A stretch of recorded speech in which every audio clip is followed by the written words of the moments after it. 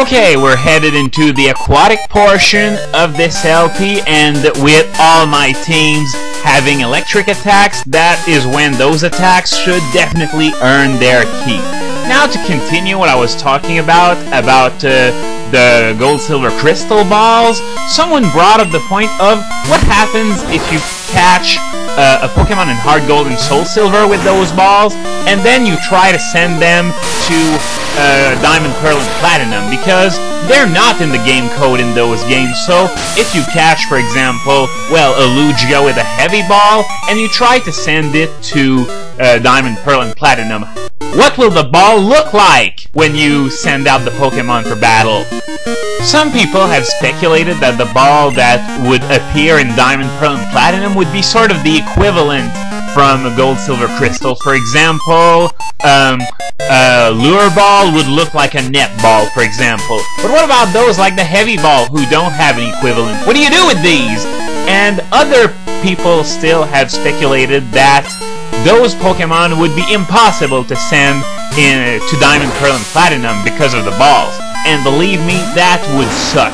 But the problem is that it's not entirely impossible. Claiming that it's impossible is just wishful thinking. They could block backwards compatibility with those Pokemon, and that would be pretty annoying. You know, having a Pokemon being locked in Hard Gold and Soul Silver, you can't send it to Diamond, Pearl, and Platinum. Well, I suppose this is one of the questions that will be answered fairly quickly after the release of Hard Gold and Soul Silver. And speaking of which, and since I'm headed to Cyanwood anyway, it turns out that the Safari Zone past Cyanwood, well, there are 6 areas in that Safari Zone. And oh, we've got a phone call here. What is it for? Nah, just stupid banter. You remember when I said, when I was LPing Red, that I wished to do a Crystal LP just to do away with the annoyances in Red? Well, right now I'm wishing that I would do an Emerald LP just to get away with, you know, those stupid phone calls for random banter. But anyway, the Safari Zone has 6 areas, and the catch this time is that you can move around the areas to your liking so that you use less steps going around from one area to the next. Now, I'm very curious as to what kind of technology they're going to invoke in order to, you know, have it make sense. Either that, or they're just gonna say, well, it's there for gameplay purposes, enjoy the show, and, you know, we're not gonna bother justifying it. So to sum it up in 3 words, technology is incredible! But yeah, that system there and the monorail system in Sinnoh, well, they hint at the fact that they want to make the Safari Zone more of a free roaming adventure instead of, you know, that linear crap we had in Red, Blue, and Yellow. Remember when I tried to go get the Surf HM? Well, I had to go all over the place just to get to a place where geographically it's very close to the entrance. And remember when I went back to the vicinity of the shack where I got the Surf HM the first time I went to the Safari Zone? Well, it took me less than a minute to get there. So freedom's the name of the game nowadays in Safari Zones, which is perhaps why they put it in Cyanwood instead of Fuchsia, because the concept is way too different. And if they had to reintroduce the Safari Zone in Fuchsia, well, it would have to look somewhat the same. And as I just said, they're trying to do away with that whole linear thing that the original Safari Zone had. Anyway, changing the subject entirely, a while ago someone sent me a comment or a private message, I don't know which, asking for advice on his in-game team. And what he was about to do is that he wanted to have only 4 fighters on his team and 2 HM slaves which he'd keep on his team at all times, including the Elite Four. Now that isn't something I recommend. What I recommend you do is that you get a full team of 6 fighting Pokemon in time for the Elite Four. Right now I only have 4, so it's only normal that I have room for the HM slaves, but I'm going to recruit Raikou and Suicune later, and I'll be putting them... Oh! We've got... Nope!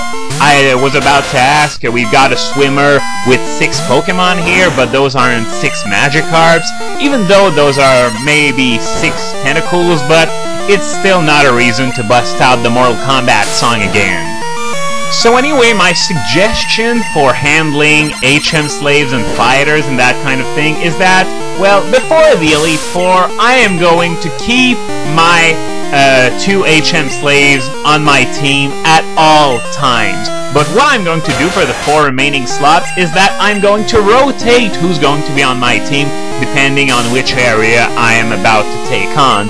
And of course, since at the end of the game I won't have an HM slave with Surf, then that means I'm going to be forced to have either Lapras or Suicune on my fighting team, but that doesn't matter because they're both excellent Pokemon. I probably couldn't live without them anyway, so it's not a major problem. So yeah, rotate your fighters while keeping your HM slaves on your team. That's what I recommend you do. And when the time comes to be the Elite Four, then you put all 6 of your fighting team members in your team. Now this guy here has so many Pokemon that my Gengar ran out of Thunder PP in a flash, so right now I am starting to use Lapras's Ammo Clip, and after that, once Lapras is done with, I'm going to focus on Alakazam, which has the bonus of having Psybeam to deal with those Tentacools and Tentacruels. And after that, if they still manage to exhaust my Thunder Punch PP and maybe even Psybeam PP on Alakazam, then and only then will I bust out Typhlosion with its Thunder Punch. And it's only as a last resort because, of course, Typhlosion is a fire type, and this area of the game, oh, a Remoraid! Well, I gotta give him credit. He's got at least something a little less bland than a bunch of Tentacools. Well, it's a bunch of Tentacools and a Remoraid, but it's still better than just a bunch of Tentacools. But yeah, Typhlosion is really a last resort, so if everything goes well, you shouldn't be seeing it in action for quite a while.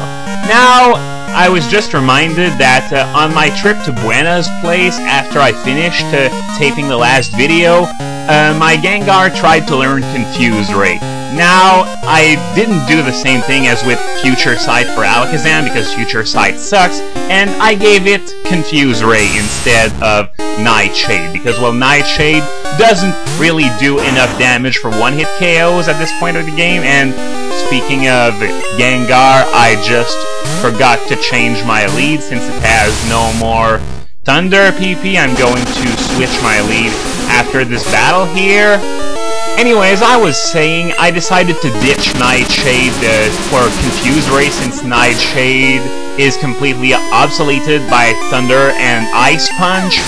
So, yeah, Confuse Ray is actually moderately useful in-game compared to competitively since, well, as I have mentioned several times before, the AI doesn't seem to know how to switch Pokemon, and that is really what murders Confusion's usefulness in competitive play. I mean, there's only one Pokemon that gives Confusion on a common basis, and that's Machamp with Dynamic Punch, and even there it's because Dynamic Punch deals massive amounts of damage for perfect accuracy, so the Confusion is a nice added bonus, you know, compared to the shoddy accuracy of Cross Chop, even if it criticals often. Dynamic Punch is often the favored option, unless for some reason you want to run a Guts Machamp, then by all means go ahead with Cross Chop, but otherwise, if you're running No Guard, you're way better off with the likes of Dynamic Punch and Stone Edge, for example. So now I'm on Route 41, which is home to the Whirl Islands, and outside of the Whirl Islands, this area is jam-packed with trainers, so it's gonna take a little while to complete, and of course I can't go to the Whirl Islands themselves yet because I need Whirlpool to enter, but once I get Whirlpool, I'm going to head into the area and claim the loot that's inside. So this is my last video for a little while because of the Mega Man Marathon. Remember, it's over at thespeedgamers.com if you're interested. And I will be seeing you sometime next week. I don't know when, but sometime next week.